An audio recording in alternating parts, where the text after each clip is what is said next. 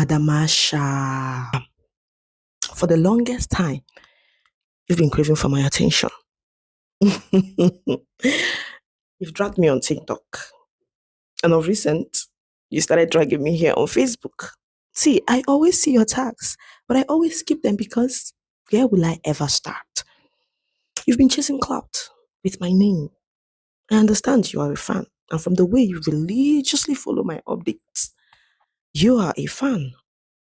I understand your penchant for Adibo. Who wouldn't frown and gag at both beauty and intellect all rolled into one?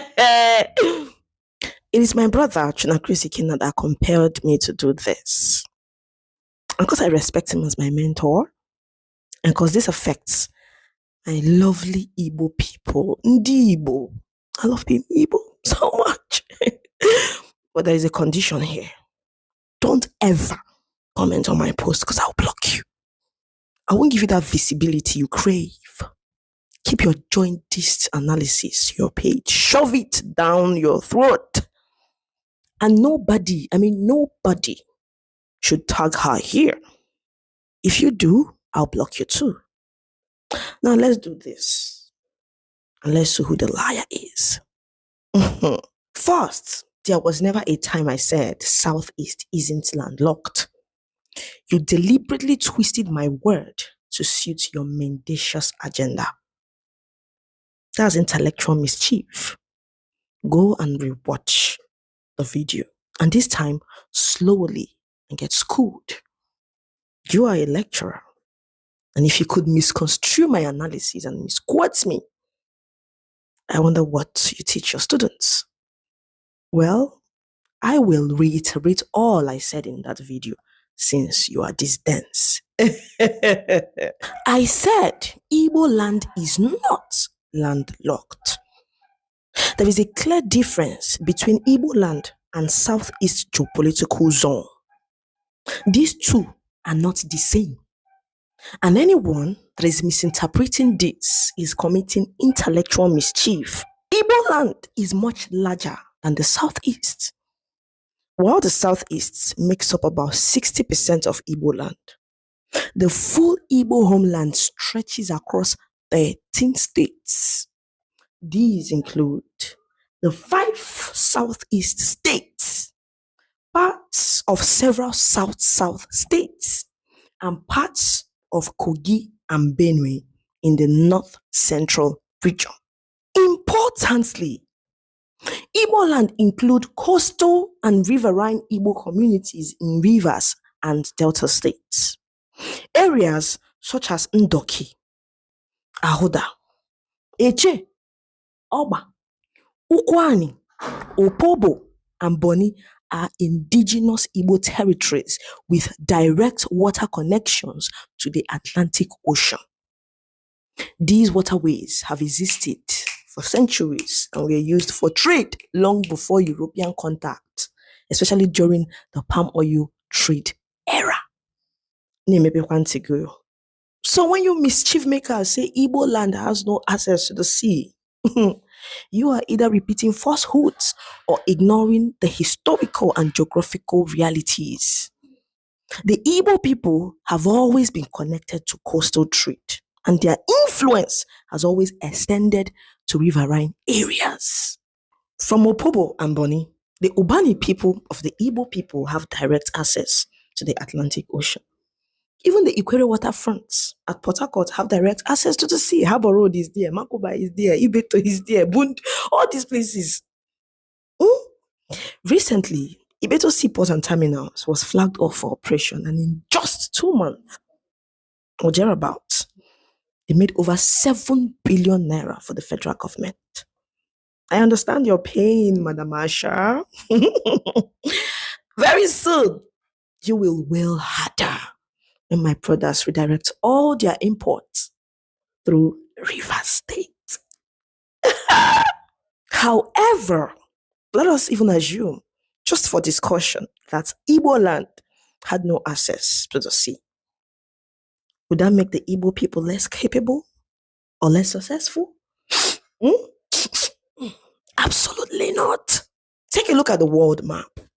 Some of the richest, safest, and most developed countries in the world are landlocked. Nations like Switzerland, Luxembourg, Austria, Liechtenstein, and San Marino have no access to the sea. Yet their citizens enjoy some of the highest standard of living on earth. They lead in education, innovation, technology, and healthcare. Now compare that to many countries with seaports, including Nigeria, Cameroon, Togo, Benin Republic, Sierra Leone, Madagascar, and Mozambique. Despite their access to the ocean, these countries remain poor, unstable, and riddled with corruption. This clearly shows that access to the sea does not automatically bring development. What really matters is good governance, education, infrastructure, and the ability of a people to manage their resources wisely. That's why Rwanda, Burkina Faso, and Eswatini, formerly Swaziland, all landlocked African countries are today safer, cleaner, more stable than this contraption, Nigeria. According to Dr. Madoka Chinemelum Ogweleka, I love that man so much. In Eswatini, healthcare and education are free for citizens. And the local currency, the Swazi Lelenjeni, is worth about 90 times more than the Nigerian naira. That tells you everything. Prosperity is not determined by whether a country touches the sea or how it manages itself. So, the question isn't whether a place touches the sea. It is whether the people know how to use what they have. The Igbo people have shown time and again that they can succeed anywhere.